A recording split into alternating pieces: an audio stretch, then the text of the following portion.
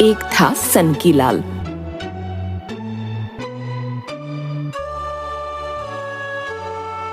बड़ा बंगला और व्यापार उसे विरासत में मिले थे। धन संपत्ति की उसके पास कोई कमी नहीं थी, लेकिन उसकी सनक और अजीबोगरीब हरकतों के कारण कोई भी उसके साथ ज्यादा समय तक नहीं रह पाता। उसके घर में भी केवल वे ही नौकर टिक पाते थे जिन्हें उसकी आदत पता थी, बाकी आते जाते रहते थे।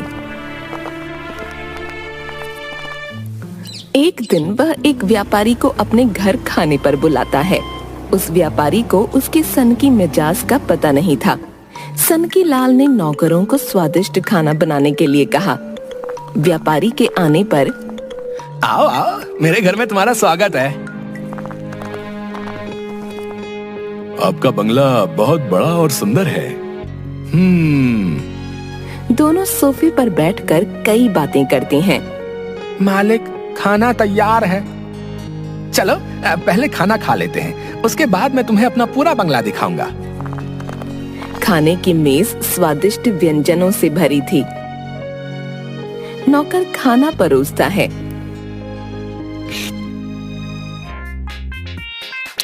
वाह, ये पुलाव तो बहुत स्वादिष्ट है। सनकी लाल जी, आप क्यों नहीं खा रहे? हाँ हाँ, क्यों नहीं। वह एक चम्मच में पुलाव लेकर अपनी नाक के पास ले जाकर आंख बंद करके उसकी खुशबू सूंघकर उसे दूसरी खाली प्लेट में फेंक देता है। वह ऐसा कई बार करता है। अब ये आप क्या कर रहे हैं? पुलाव खाने की बजाय सूंघ क्यों रहे हैं? जनाब, मेरा पेट तो सुनकर ही भर जाता है। वह जोर से डकार लेता है और पेट पर हाथ फेरता है। अजीब आदमी है, भला खाने की खुशबू से किसका पेट भरता है? पूरा पुलाव फेंक दिया। पेट पूरा भर गया है, चलो थोड़ा घूम आते हैं। वह व्यापारी को अपना बंगला दिखाकर बगीचे में ले जाता है। आहा, मौसम कितना सुहावना हो गया है। तभी अचानक सनकी लाल जोर से चिल्लाता है, अरे कहाँ मर गए सारे, जल्दी आओ। दो नौकर भाग कर आते हैं। इतनी देर क्यों लगा दी आने में? कब से बुला रहा हूँ। मालिक, मैं सफाई कर रहा था। मालिक, मैं रसोई में था। वो देखो उस तितली को, कब से फूलों का रस चूस रही है? जाओ उसे अभी पकड़ कर लाओ। दोनों नौकर एक दूसरे को देखते हैं। अब देख क्या रहे हो, पकड़ो उसे। अगर 5 मिनट में तुम ये तितली नहीं पकड़ पाए तो तुम्हें पूरी रात यहाँ मच्छरों का मेहमान बनकर रहना पड़ेगा, समझ लो। दोनों नौकर तितली के पीछे भागते हैं, पर उसे पकड़ना तो दूर, छू भी नहीं पाते। वह एक फूल से दूसरे फूल पर झट से उड़ जाती। निकम्मो, 5 मिनट पूरे हो गए हैं? तुम दोनों बित्ते भर की तितली नहीं पकड़ पाए। हटो, मैं पकड़ता हूँ, छोड़ो। सनकी लाल तितली को पकड़ने उसके पास जाता है तो वह उड़कर दूसरे फूल पर पहुंच जाती है। वह वहां जाता है तो वह फिर उड़ जाती है और इस चक्कर में सनकी लाल फूलों की क्यारियों पर धड़ाम से गिर जाता है। अरे ये क्या हो गया? सनकी लाल जी, आप बहुत अजीब इंसान हैं। कहकर चला जाता है। हाय, बड़ा दर्द है।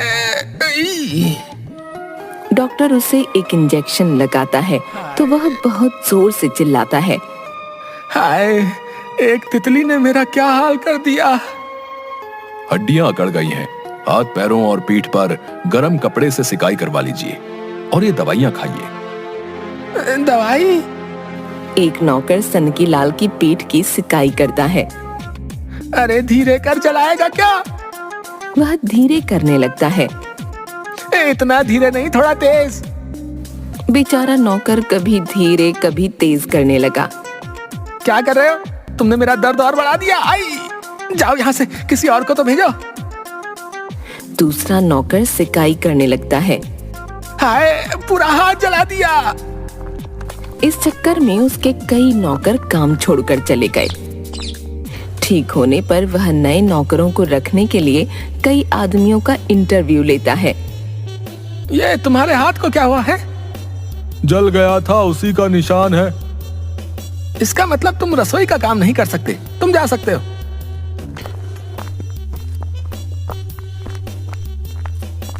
मैले कपड़े पहने दूसरा आदमी आता है। तुम अपने दांतों को कैसे साफ करते हो? दंत मंजन से। तुमने अपने कपड़े कब से नहीं धोए? वो सनकी लाल उसे बाहर जाने का इशारा कर देता है। देखा, पगार बढ़ाने के बावजूद कोई ढंग का आदमी नहीं मिल रहा। बाकियों को जाकर कहो कि कल आए, अब मैं थक चुका हूं। इस तरह तो मालिक किसी को नहीं रख पाएंगे, मैं अकेले कब तक इन्हें झेलूंगा। बाहर जाकर वह सबको कल आने के लिए कहता है। तभी एक पतला दुबला आदमी उसके पास आता है। भाई, मुझे काम की सख्त जरूरत है, बाल बच्चों वाला आदमी हूँ, तुम कुछ मदद कर दो। जब मालिक तुमसे कुछ पूछे कोई जवाब मत देना, चाहे दिन को रात कहे या सूरज को चांद, चुपचाप हाँ में हाँ मिलाते रहना। जवाब देने वालों को वो काम पर नहीं रखते। अगले दिन। तुम पहले कहाँ काम करते थे? एक सेठ के यहाँ। तुम अपनी ये चप्पल कब से इस्तेमाल कर रहे हो? आदमी चुप रहता है। तुम दिन में कितनी बार नहाते हो? मुझे गूंगा आदमी नहीं चाहिए, जाओ यहाँ से। मुझे काम की बहुत जरूरत है, आप जो कहेंगे मैं करने के लिए तैयार हूँ। मोती को लेकर आओ। नौकर मोती को लाता है। देखो, आजकल मेरे बंगले की चौकीदारी ये कर रहा है। अगर तुम दौड़ में से हरा दो तो वो काम तुम्हें मिल सकता है। आदमी हैरान होकर देखता रह जाता है। क्या हुआ? जी मैं तैयार हूँ, पर तैयारी के लिए कुछ दिन दीजिए। 10 दिन। 10 दिन बाद मोती और आदमी की दौड़ प्रतियोगिता होती है। ये मरियल सा आदमी चौकीदार तो क्या सब्जी तक नहीं काट सकता। तुम तैयार हो? आदमी हाँ में सिर हिलाता है। नौकर एक कपड़ा नीचे करता है। मोती और आदमी दोनों दौड़ने लगते हैं। कुत्ता तेजी से दौड़ता है, आदमी कुछ पीछे रह जाता है। वह पेट पकड़कर आगे की ओर झुककर पूरी ताकत से तेज भागने लगता है। दौड़ते हुए कुत्ते से आगे निकलकर कभी दाएं तो कभी बाएं होने लगा, ताकि कुत्ता उससे आगे न निकल सके। कुत्ते को गुस्सा आ जाता है और वह आदमी के बिल्कुल पास पहुंचकर उसे सूंघने लगता है और फिर जोर से भौंकते हुए उसकी तरफ उछलने लगा। तभी अचानक आदमी अपनी जेब से एक बोटी निकालकर कुत्ते की ओर फेंक देता है। बोटी देखकर कुत्ते के मुंह से लार टपकने लगी और यहाँ वहाँ देखकर पूंछ हिलाते हुए उसे खाने के लिए वहीं बैठ जाता है और आदमी तेज दौड़कर प्रतियोगिता जीत जाता है। ये मोती किसी काम का नहीं। एक मरियल से आदमी को नहीं हरा पाया तो चौकीदारी क्या खाक करेगा? इसे किसी जंगल में छोड़ आओ। कुत्ता सनकी लाल के पास जाकर जोर से भौंकने लगता है। मालिक, मैंने दौड़ में मोती को हरा दिया। तुम धोखे से जीते हो। तुमने मोती को हराया नहीं, बल्कि बोटी फेंककर उस बेचारे को लालच में फंसा दिया। तो मोती की भी गलती है, वो बोटी देखकर सब भूल गया। आप सोचिए, अगर कभी कोई चोर इसे कोई बोटी या कुछ खाने को दे दे तो ये क्या चौकीदारी करेगा? चलो चलो तुम जाओ यहाँ से, बड़े चालाक हो। मालिक को क्या बुद्धू समझा है? मैं क्यों बुद्धू समझूंगा? बुद्धू को बुद्धू नहीं तो और क्या समझोगे? तुम निकलो यहाँ से। आदमी समझ गया कि वह उसे नौकरी नहीं देने वाला। धोखा तो आपने भी किया है। मैंने कौन सा धोखा किया है? आप इंसान और जानवर को एक समान कैसे समझ सकते हैं? दोनों अलग अलग तरह के प्राणी हैं। क्या मोती वो कर पाया जो मैंने किया?